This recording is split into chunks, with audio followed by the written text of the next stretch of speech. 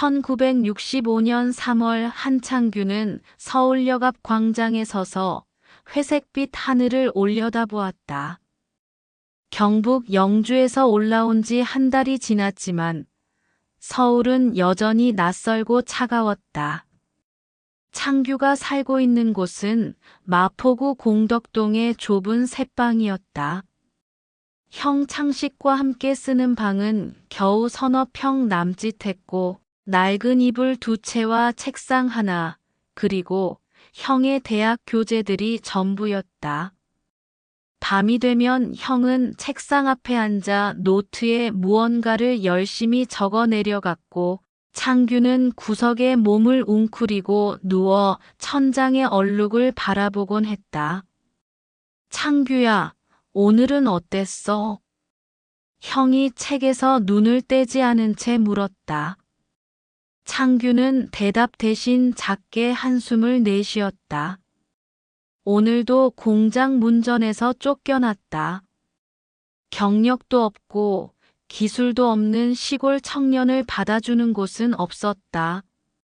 주머니 속에는 고향에서 가져온 돈이 바닥을 드러내고 있었고 형에게 손을 벌릴 수도 없는 노릇이었다.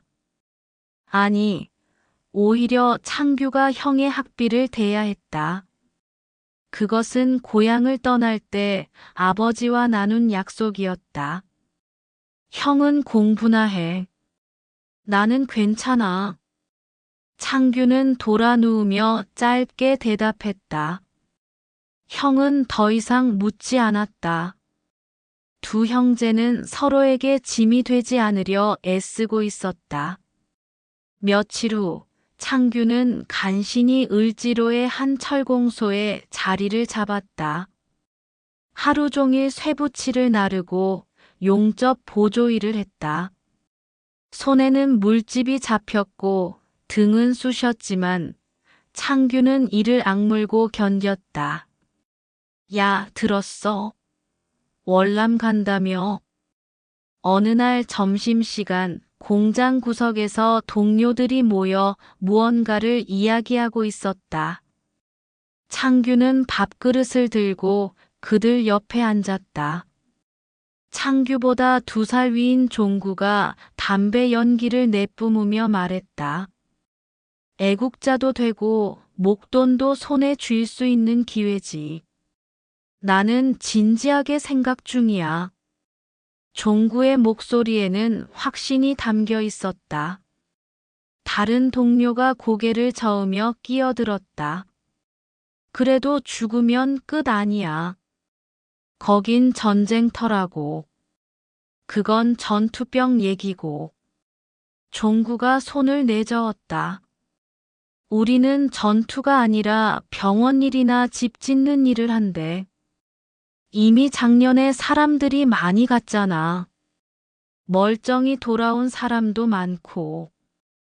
동료들은 서로의 얼굴을 바라보며 고개를 끄덕였다. 누구도 섣불리 말하지 않았지만 그들의 눈빛에는 흔들림이 있었다. 창규도 마찬가지였다. 월남. 그 2글자가 창규의 머릿속에서 맴돌기 시작했다. 그날 저녁 창규는 형과 마주 앉아 밥을 먹으며 조심스럽게 입을 열었다. 형, 나 월남에 가볼까 해. 젓가락을 들던 창식의 손이 멈췄다. 형은 한참 동안 아무 말도 하지 않았다. 창규는 형의 표정을 살폈다. 걱정과 안도, 그리고 말할 수 없는 복잡한 감정이 형의 얼굴을 스쳤다. 아버지께 말씀드려봐. 형은 결국 그 한마디만 남겼다. 반대도 찬성도 아닌 대답이었다. 창규는 형이 자신을 막지 못하는 이유를 알고 있었다. 형도 자신도 지금 이 상황에서 벗어날 다른 방법을 찾지 못하고 있었다. 주말에 창규는 고향으로 내려갔다. 집에 도착했을 때 어머니는 창규를 보자마자 눈시울을 붉혔다. 아버지는 마루에 앉아 담배를 피우며 아무 말 없이 창규를 바라보았다. 아버지, 저 월남에 다녀오겠습니다. 창규의 목소리는 떨렸지만 단호했다. 아버지는 긴 침묵 끝에 고개를 끄덕였다. 어머니는 울먹이며 창규의 손을 붙잡았지만 막지는 않았다. 그들도 알고 있었다. 이것이 이 집안이 살아남을 수 있는 유일한 길이라는 것을. 서울로 돌아온 창규를 맞이한 것은 형 창식의 다급한 얼굴이었다. 창식은 창규의 팔을 붙잡고 방 안으로 끌어들였다. 창규야, 지금 지원하면 전투병으로 간다더라. 그럼 총 들고 싸워야 한다고. 목숨을 잃을 수도 있어. 형의 목소리는 떨리고 있었다. 하지만 창규는 고개를 저었다. 형, 오히려 잘 됐어. 전투병으로 가면 돈도 더 준다잖아. 어차피 가기로 한 거 돈 더 받으면 좋지. 창규는 억지로 웃었다. 무너져가는 고향집, 병든 아버지, 밭일로 손이 퉁퉁 부은 어머니. 그 모든 것이 창규의 결심을 흔들 수 없게 만들었다. 떠나는 날 아침, 창식은 잠에서 깬 창규를 강하게 붙들었다. 어떻게든 살아남아. 앞에 나서지 말고. 항상 사람들 뒤쪽에, 그리고 안쪽에 있어야 해. 그리고 비전투 요원이 되는 방법을 계속 찾아봐. 꼭. 형의 손은 떨리고 있었다. 창규는 형의 눈을 똑바로 바라보며 고개를 끄덕였다. 두 형제는 말없이 서로를 끌어안았다. 살아 돌아올게. 꼭. 그렇게 창규는 회색빛 서울을 떠나 푸른 월남으로 향했다. 가방 하나와 형의 당부 그리고 가족을 향한 무거운 책임감을 짊어진 채 20살 청년의 운명은 그렇게 전쟁의 땅으로 흘러들어갔다. 1965년 5월 한창규가 처음 월남 땅을 밟았을 때 그를 맞이한 것은 숨이 막힐 듯한 열기와 낯선 공기였다. 420의 하늘은 서울과 달리 푸르고 높았지만 그 아래 흐르는 긴장감은 창규의 온몸을 짓눌렀다. 비행장에는 군복 입은 사람들이 분주히 오갔고 멀리서는 헬리콥터의 굉음이 끊이지 않았다. 전쟁터. 창규는 자신이 정말로 전쟁의 한가운데 서 있다는 것을 실감했다. 훈련소에서 몇 주를 보낸 후 창규에게는 기적 같은 일이 일어났다. 형 창식의 간절한 당부를 마음에 새기고 그는 끊임없이 비전투 요원이 될 방법을 찾았다. 상관들에게 자신이 고향에서 건축 일을 도왔다고 말했고 성실함을 보여주기 위해 누구보다 먼저 일어나고 늦게 잠들었다. 그리고 마침내 창규는 420 인근 마을의 건설 부대에 배치되었다. 집을 짓고 학교를 보수하고 다리를 놓는 일. 총을 들지 않아도 되는 임무였다. 마을은 작았다. 논과 야자수가 어우러진 풍경은 고향 영주를 떠올리게 했지만 습한 공기와 이국적인 냄새는 창규에게 이곳이 완전히 다른 세계임을 일깨워 주었다. 마을 사람들은 처음에는 경계하는 눈빛으로 한국인들을 바라보았다. 하지만 시간이 지나면서 그들은 묵묵히 일하는 창규를 조금씩 받아들이기 시작했다. 창규가 주로 작업하던 곳은 마을 중심부에 있는 한 가옥이었다. 전쟁으로 무너진 벽을 다시 쌓고 지붕을 수리하는 일이었다. 그 집에 사는 응우옌 씨 가족은 창규에게 유난히 친절했다.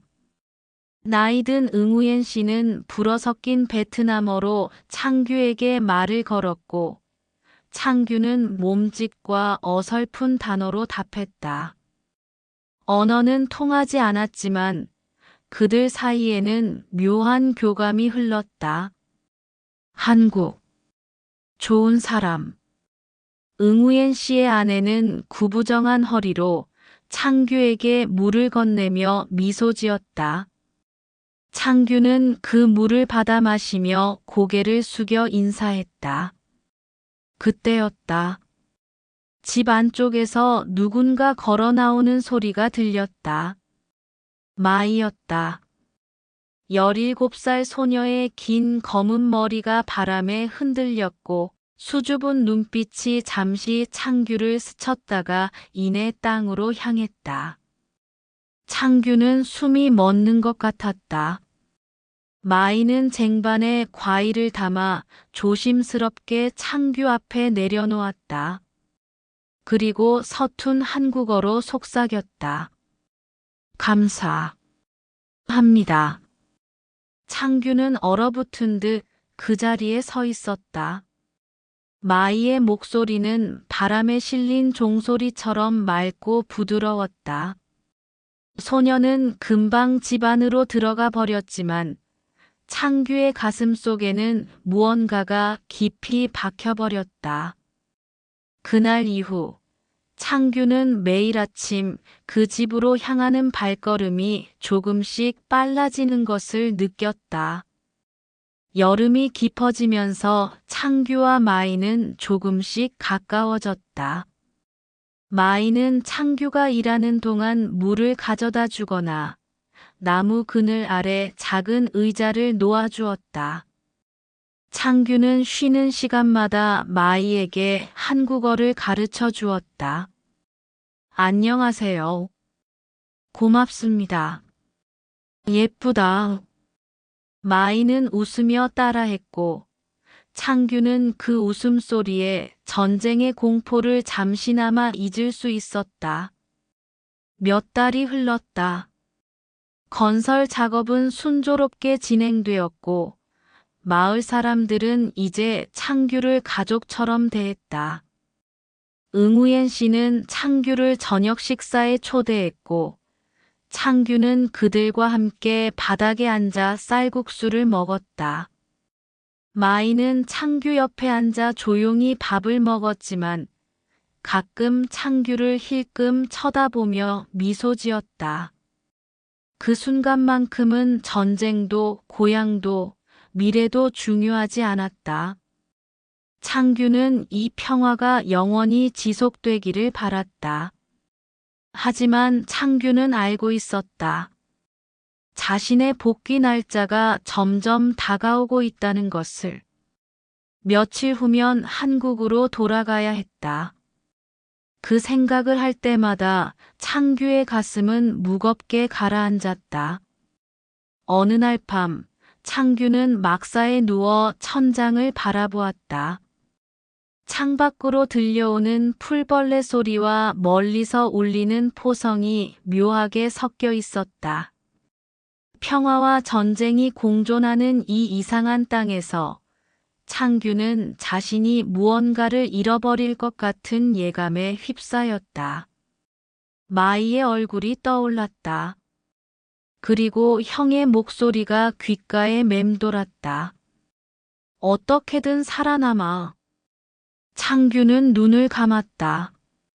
며칠 후면 모든 것이 끝날 것이다. 이 짧은 평화도 마이와의 시간도. 창규는 그렇게 믿었다. 하지만 운명은 그에게 전혀 다른 시험을 준비하고 있었다. 한국 복귀까지 사흘이 남은 날, 창규는 응우옌 씨 집의 마지막 작업을 마무리하고 있었다. 지붕의 기와를 고정하고 벽에 페인트 칠을 손보는 일이었다. 마이는 그 옆에서 묵묵히 창규를 바라보고 있었다. 두 사람 모두 말이 없었다. 이별이 코앞에 다가온 것을 알고 있었지만 누구도 먼저 그 말을 꺼내지 못했다. 마이. 창규가 조심스럽게 소녀의 이름을 불렀다. 마이가 고개를 들어 창규를 바라보았다. 그녀의 눈에는 슬픔이 가득했다. 창규는 주머니에서 작은 손수건을 꺼냈다. 고향을 떠날 때 어머니가 건네준 것이었다. 낡고 색이 바랬지만 창규에게는 소중한 물건이었다. 이거 너한테 줄게. 창규는 서툰 몸짓으로 마이에게 손수건을 건넸다. 마이는 떨리는 손으로 그것을 받았다.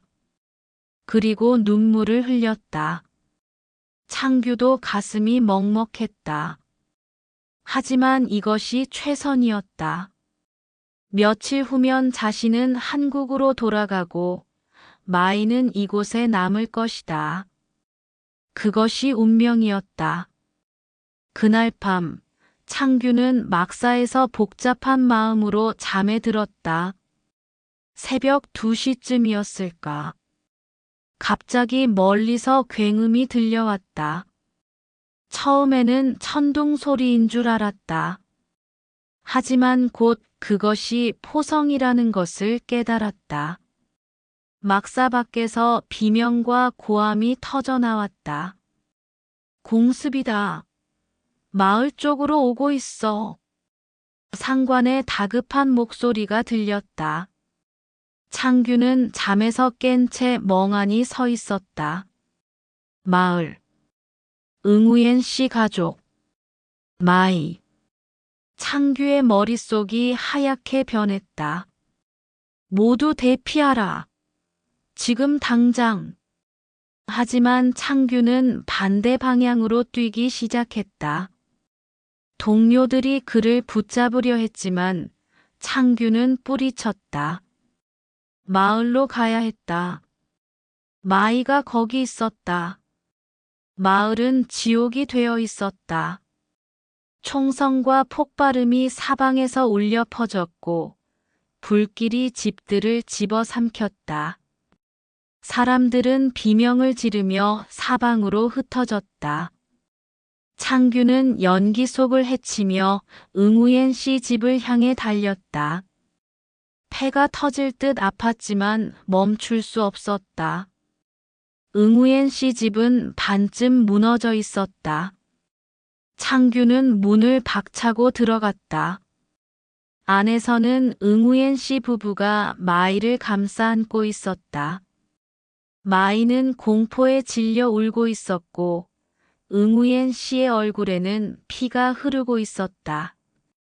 창규. 응우옌 씨가 창규를 보고 외쳤다.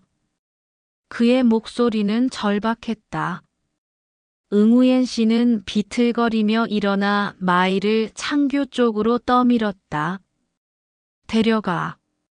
제발. 마이를. 살려줘. 말은 제대로 통하지 않았지만 창규는 모든 것을 이해했다. 응우옌 씨의 눈빛이 모든 것을 말하고 있었다. 부모는 딸을 살리기 위해 마지막 선택을 하고 있었다. 이방인에게 딸의 목숨을 맡기는 것. 그것이 유일한 희망이었다. 안 돼요. 아버지.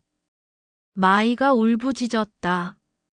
하지만 응우옌 씨는 고개를 저었다. 응우옌 씨의 아내도 떨리는 손으로 마이의 머리를 쓰다듬었다. 그들의 눈에는 눈물이 가득했다. 이것이 마지막 작별이었다. 창규. 부탁해. 응우옌 씨가 한국어로 간신히 말했다. 창규는 고개를 끄덕였다. 그의 눈에서도 눈물이 흘러내렸다. 창규는 마이의 손을 잡았다. 마이는 저항했지만 창규는 그녀를 강제로 끌어냈다. 밖은 더욱 혼란스러웠다. 불길이 하늘을 붉게 물들이고 총알이 공기를 갈랐다. 창규는 마이를 품에 안고 마을을 빠져나갔다. 마이는 울면서 뒤를 돌아보았지만 이미 그녀의 집은 연기에 가려 보이지 않았다. 아버지, 어머니, 마이의 절규가 밤하늘에 울려 퍼졌다. 창규는 마이를 더욱 꽉 안았다. 그의 가슴도 찢어지는 것 같았다. 하지만 멈출 수 없었다. 살아야 했다. 마이를 살려야 했다. 한국군 집결지에 도착했을 때 창규는 탈진해서 쓰러질 것 같았다. 마이는 그의 품에서 정신을 잃은 듯 축 늘어져 있었다. 상관들은 창규를 보고 놀랐지만 상황이 급박해 자세한 설명을 들을 여유가 없었다. 이 아이를 데려가야 합니다. 창규의 목소리는 떨렸지만 단호했다. 상관은 난처한 표정을 지었지만 결국 고개를 끄덕였다. 전쟁의 혼란 속에서 규정 같은 것은 무의미했다. 며칠 후 창규는 마이와 함께 한국행 수송선에 올랐다.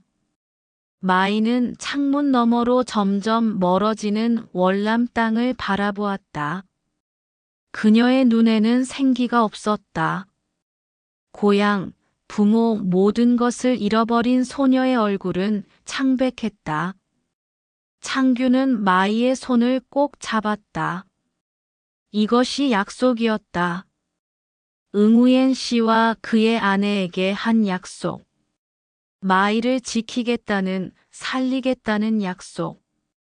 창규는 이제 단순히 가족의 생계를 책임지는 청년이 아니었다. 한 소녀의 미래를, 삶을, 그리고 슬픔을 짊어진 사람이 되었다. 배는 푸른 바다를 가르며 북쪽을 향해 나아갔다. 창규는 수평선을 바라보았다. 앞으로 무엇이 기다리고 있을지 알 수 없었다. 하지만 한 가지는 확실했다. 자신의 삶은 이제 영원히 변했다는 것. 그리고 그 무게를 창규는 평생 짊어지고 가야 한다는 것을. 1966년 초봄 부산항에 내린 창규의 모습은 떠날 때와 달랐다. 겨우 몇 달 사이였지만 그의 눈빛에는 전쟁의 그림자가 깊게 드리워져 있었다. 그리고 그의 옆에는 작고 여린 소녀가 서 있었다. 마이는 창규의 군복 자락을 꼭 붙잡은 채 낯선 땅을 두려운 눈으로 바라보고 있었다. 부두에는 형 창식이 나와 있었다. 창규를 보자마자 달려오던 창식은 마이를 발견하고 걸음을 멈췄다. 형제는 한참 동안 서로를 바라보았다. 창식의 얼굴에는 안도와 당혹감이 교차했다. 형. 창규의 목소리는 쉬어 있었다. 무슨 말부터 해야 할지 알 수 없었다. 창식은 천천히 다가와 창규의 어깨를 두드렸다. 그리고 마이를 내려다보았다. 고생했다. 창식은 그 한마디만 남기고 마이에게 어색하게 미소 지어 보였다. 마이는 창식을 올려다보다가 다시 창규의 뒤로 숨었다. 세 사람은 말없이 부두를 빠져나왔다. 서울 공덕동의 좁은 새방으로 돌아왔을 때 마이는 방 안을 둘러보며 멍하니 서 있었다. 낡은 이불, 책상 하나, 그리고 형의 교과서들. 이곳이 이제 마이의 집이었다. 창규는 자신의 이불을 펴서 마이에게 건넸다. 여기서 자. 마이는 고개를 끄덕이고 조용히 이불 위에 앉았다. 그녀는 여전히 아무 말이 없었다. 월남을 떠난 이후 마이는 거의 말을 하지 않았다. 가끔 악몽에서 깨어나 부모를 부르며 울 뿐이었다. 그럴 때마다 창규는 마이의 곁에 앉아 그저 손을 잡아주었다. 세월은 흘렀다. 처음 몇 년은 힘들었다. 창규는 공장에서 일하며 형의 학비와 마이의 생활비를 벌었고 마이는 낮 동안 한국어를 배우며 적응해 갔다. 창식이 대학을 졸업하고 취직한 후 조금씩 형편이 나아졌다. 마이는 밤낮으로 한글을 공부했고 검정고시를 거쳐 고등학교 과정을 마쳤다. 똑똑한 소녀였다.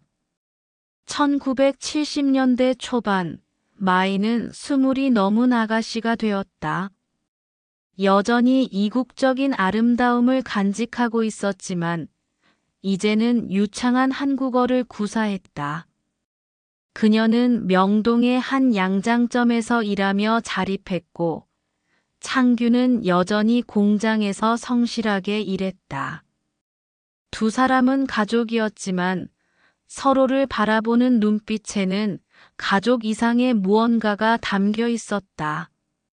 어느 가을 저녁 남산 아래 벤치에 나란히 앉아 서울의 야경을 바라보던 창규가 조심스럽게 말했다. 마이야, 나랑 결혼해 줄래? 마이는 창규를 돌아보았다. 그녀의 눈에 눈물이 고였다. 오랜 시간 함께 살아오며 두 사람은 서로의 상처를 어루만져주고 외로움을 나눠 가졌다. 창규는 마이에게 구원자이자 보호자였고 이제는 사랑하는 사람이 되어 있었다. 네, 오빠. 마이의 대답은 짧았지만 그 속에는 모든 것이 담겨 있었다. 감사와 사랑, 그리고 함께 살아온 세월의 무게. 두 사람은 1973년 봄, 작은 결혼식을 올렸다. 형 창식과 몇몇 친구들만 참석한 소박한 시기였지만 창규와 마이에게는 그 무엇보다 소중한 날이었다. 결혼 후 창규는 작은 건설업체를 차렸다. 월남에서 배운 기술이 도움이 되었다.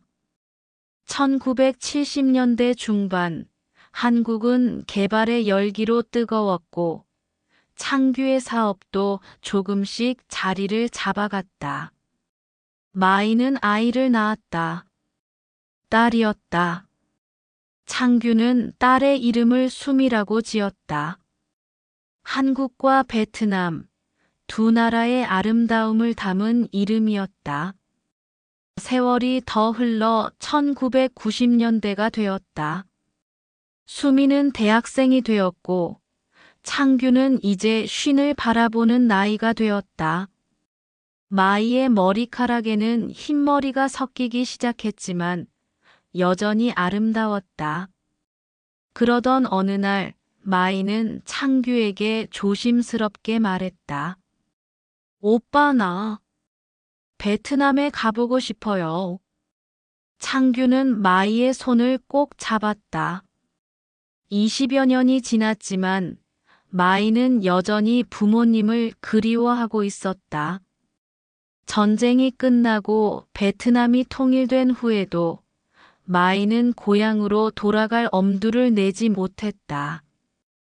부모님이 살아계실지 집은 남아있을지 모든 것이 두려웠다. 같이 가자, 마이. 1995년 가을, 창규와 마이는 딸 수미와 함께 베트남행 비행기에 올랐다. 호치민시의 공항에 내렸을 때 마이는 떨리는 손으로 창규의 팔을 붙잡았다. 20년 만에 밟는 고국의 땅이었다. 마을은 많이 변해 있었다. 전쟁의 흔적은 대부분 사라졌고 새로운 건물들이 들어서 있었다. 하지만 마이는 기억을 더듬어 옛집이 있던 곳을 찾아갔다. 그곳에는 낡은 집 한 채가 남아 있었다. 마이는 떨리는 발걸음으로 대문 앞에 섰다. 누구세요? 문이 열리고 한 노파가 나왔다. 마이는 그 순간 숨이 멎는 듯 했다. 주름투성이 얼굴이었지만 마이는 알아볼 수 있었다. 엄마. 마이의 목소리는 떨렸다. 노파는 마이를 멍하니 바라보다가 갑자기 비틀거렸다. 창규가 재빨리 노파를 부축했다. 마이. 우리 마이야? 응우엔 씨의 아내, 마이의 어머니는 믿을 수 없다는 표정으로 딸을 바라보았다. 그리고 두 사람은 서로를 끌어안고 울었다. 20년의 세월이 한순간에 녹아내렸다. 집 안으로 들어가자 지팡이를 짚은 노인이 앉아 있었다. 응우엔 씨였다.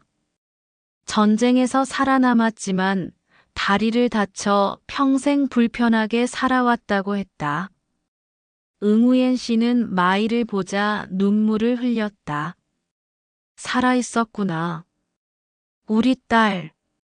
그날 밤, 네 사람은 밤새도록 이야기를 나눴다. 마이는 한국에서의 삶을, 창규와의 결혼을, 그리고 딸 수미를 소개했다. 응우엔 씨 부부는 창규의 손을 꼭 잡았다. 고맙습니다. 우리 딸을 지켜줘서. 정말 고맙습니다. 창규는 고개를 숙였다. 목이 메어 말이 나오지 않았다. 30년 전 불타는 마을에서 받았던 약속. 그 약속을 지켰다는 것이 창규에게는 무엇보다 큰 위안이었다. 마이 가족은 일주일을 베트남에서 보냈다.